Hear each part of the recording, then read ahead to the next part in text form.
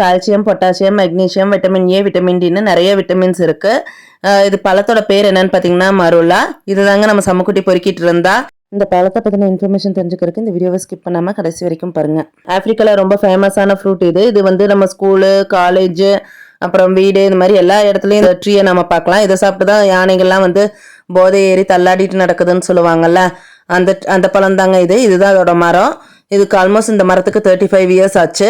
ஆப்பிரிக்காவில் சீசன் டைமில் அனிமல்ஸ் எல்லாம் இதை சாப்பிட்டு வந்து அதோட இம்யூனிட்டி வந்து இம்ப்ரூவ் பண்ணிக்கும் நேச்சுரலாக. தான் ஃபர்ஸ்ட் டைம் யூடியூப் சேனலில் வந்து இந்த ட்ரீயும் ஃப்ரூட்டும் வந்து லைவாக காமிக்கிறதுன்னு நினைக்கிறேன். சீசன் டைமில் வைரல் பாக்டீரியானால வர சளி, காய்ச்சல் இந்த மாதிரி வர சில நோய்களையும் கூட இது தடுக்கும். இதனால இம்யூனிட்டியும் டெவலப் ஆகுது இந்த பழம் சாப்பிட்றதுனால. இதில் ஓலிக் அமிலம் இருக்கிறதுனால ஸ்ட்ரெஸ் லெவலை வந்து இது குறைக்குது. ஃபுல் வீடியோ லிங்க் வந்து கீழே அட்டாச் பண்ணியிருக்கேன்.